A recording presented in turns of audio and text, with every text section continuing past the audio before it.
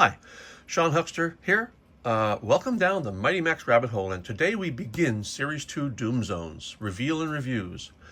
We'll start today with Mighty Max Blows Up Dino Lab. This is probably one of the more recognizable Mighty Max sets. It certainly is iconic. You've got your Triceratops head here. You've got it's modeled in kind of a burgundy, brown, reddish, kind of maroon color, with green accents all over its head, all of the plates being painted red with this beautiful golden Mighty Max logo on the head. Purple, I guess you call that the front mouth plate. Notably, the Tyrannosaurus was a herbivore and not a carnivore, so it doesn't have sharp teeth, although you do have these implications of teeth here. And this cone nose, I guess it was good for rooting around at vegetables and stuff. Anyway, these teeth serve as a purpose, because how do you open this thing? You kind of got to push down on this tooth while pulling up on the mouth horn. But let's start first with more of the exterior details. You got these beautiful green eyes. Often, Mighty Max sets have an interior part that forms part of the exterior, and it usually surrounds the eyes, but not in this case, because in this case, these eyes are modeled into the surface. However, there are three features that do come from the inside, and that is the front horn, one of the back horns, and the other back horn. Now you'll notice the back horns don't look exactly symmetrical. Well, there's a reason for that. I think they're trying to imply that this one broke. And in every case I've seen, this is not a modeling error or a painting error. We only get orange paint on the outside, and on the inside you can see the green that it was molded in. This horn, however, in photographs, I almost never see it sticking up this far. And there's a reason for that, and we'll get into it as we open up the set. And of course, the front horn is nicely in place here and fits nicely with the green plating. I don't quite know where the orange comes from, but I do like it. It does form some contrast. I think many people would probably have tried to do this in this color here, just to make the contrast more, or make the set more cohesive. But I do love this orange, and we'll see in a second why. So we're going to open this up. Well, we always start with the comic. So let's start with the comic. Now, some comics don't reflect the set as accurately as this one does. There are details in the comic that are exactly like the details inside the head, and we'll see that in a moment. So Max teleports in, and he starts with a Bugs Bunny joke. He says, "Oh dear, looks like I took a wrong turn at Albuquerque," which is famous as a Bugs Bunny joke. Bugs Bunny is tunneling his way through the ground, and he pokes his head up, and he says exactly this line, "Oh dear, looks like I took a wrong turn at Albuquerque." So Max teleports in, and the first thing he does is he steps on this green hand, and you will see that that green hand is exactly like this in the set. And so then he encounters a human, and this is a man who calls himself Professor Zygote, and he has created this Dino Lab, and he calls it his brand new Dino Factory. And what you see here is a little incubator with dinosaur eggs in it. And what he's doing clearly, and he's holding his a test tube here, which you see is exactly like the character in the set. So he talks about his Dino Lab, and then he beholds the proof by bringing out a Triceratops and a pterodactyl attacking the Triceratops. Then Max doesn't like this, so he goes over to this convenient little lever that says emergency cage release. Why it's there, first of all, I don't know. Why Max would pull it, I don't know. But what it does is kind of disastrous, because it releases a raptor. Now, a raptor is a carnivore and a dangerous one. So what you end up with is a triple fight between the Triceratops, which, as I pointed out before, is a herbivore, a pterodactyl, and a raptor. Now, that's not going well. Dr. Zygote, or Professor Zygote, runs to his laser, which is inside his volcanic incubator. So he has a volcano incubator, which we'll talk about in a minute. And he aims his laser at Max, but instead shoots his incubator full of eggs, destroying his experiment, and Max teleports out safely, as always. Now, that is the story of the comic. Let's talk about how it relates to the set. Here we go. So, like I said, it's really hard to open this unless you push down on the tooth while pulling up on the head. And inside you get the Dino Lab.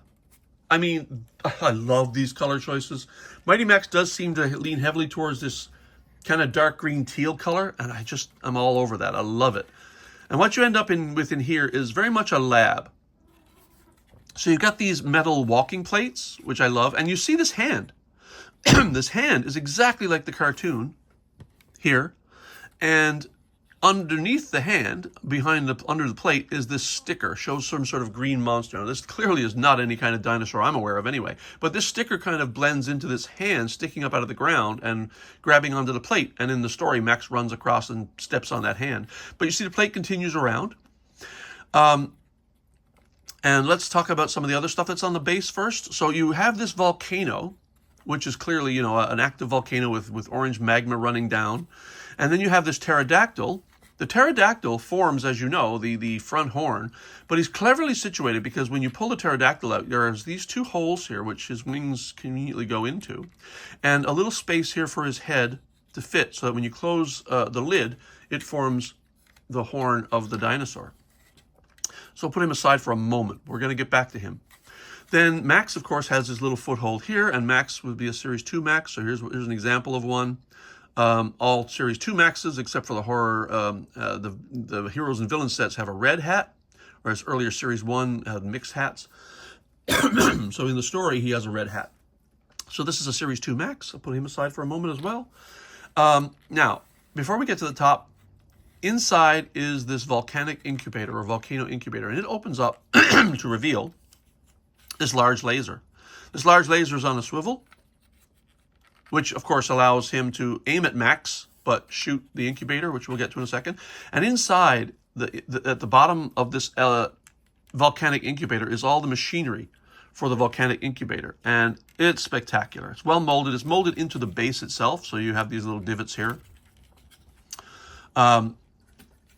And they're painted silver before this part is applied on top. This is all painted, the sticker's applied, and then this part is glued onto the top.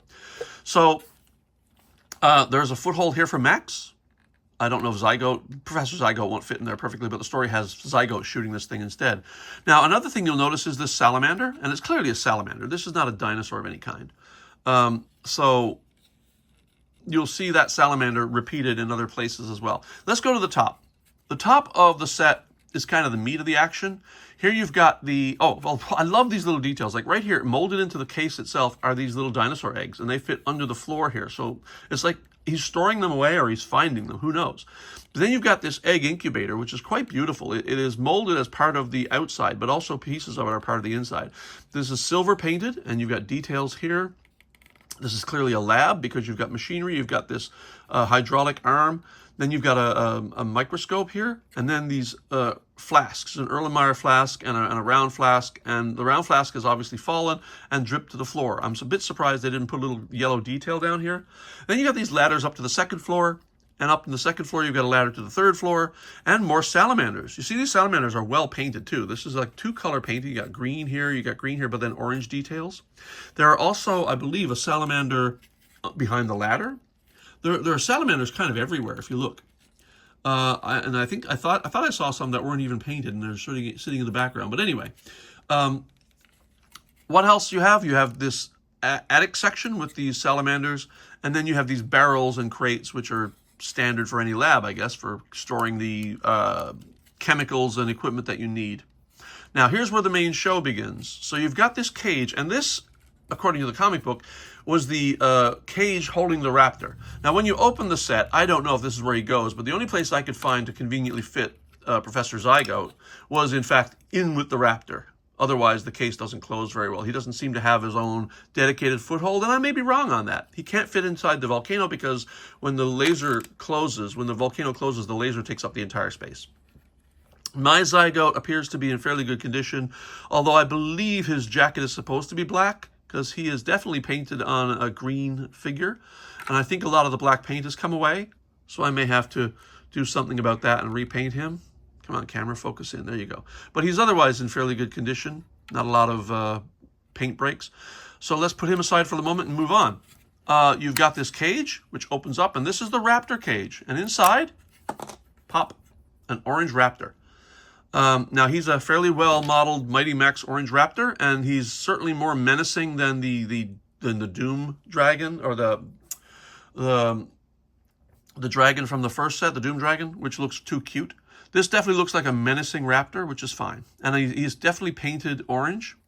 And his tail forms part of the horn of the dragon, of the Triceratops from the outside. Now, in the comic book, you have the raptor fighting the pterodactyl, but you also have him fighting a Triceratops, a pink Triceratops, which does not appear in this set. And I'm always a bit disappointed if I see something in the comic that isn't in the set. So what did I do? I went out and bought a Safari Limited tube, which has dinosaurs in it, and I found a little Triceratops, and I painted it pink. And I mean, it's not a perfect paint job, and I didn't intend it to be. This is for a quick little display. But you really kind of need this to complete the story, and he is very much the pink and white Triceratops that I painted. So now, with this added to the set, you can have the whole fracas that involves all three dinosaurs, even though this poor dinosaur is a herbivore and probably wants nothing to do with it. So for a moment, we'll put him aside because he isn't part of the set. I made him myself. Let's talk more about the details in here. So one of the fun things about this is, well, clearly there's lots of details and lots of action going on, but most of the photos I see of this set show that people place the raptor inside the cage and then they just close the door. And then so the horn sticks up like just a little bit and it wiggles around a bit. But the truth is, there is a dedicated space for the raptor in here that is very much supposed to have him. You see these little ridges and details in here? There are two little clips, and there's a whole model of his body in here that you can see if you get really close in. That's his body, that's his head. He is not intended to just sit in there. He is intended to be pushed into that space. So these clips hold his body, and his head and body fit right into the space molded for him. And then when you see it, that horn sticks way the heck up and doesn't wiggle around. So I don't see many photos of this in this configuration. Most people just put him in there and leave the tail out a little bit, and that's fine. But he is intended to snap deeply into that back. And the fun thing is, when you try to put Professor Zygote away, he fits very conveniently into the dragon, into the raptor. Like it's like the modeled space that the raptor forms, the negative space, is intended to fit him perfectly. And so we close this cage again, and it snaps shut. Well, right now he's not perfectly in place. So when I put him in place perfectly, sorry, he does fit very nicely in with the raptor, and then the cage closes, and he doesn't wiggle around much. And then you put Max back onto his foothold, which is right here by the gangways. And then you place the Triceratops, which, by the way, when he comes in the package, I believe his wings are flat.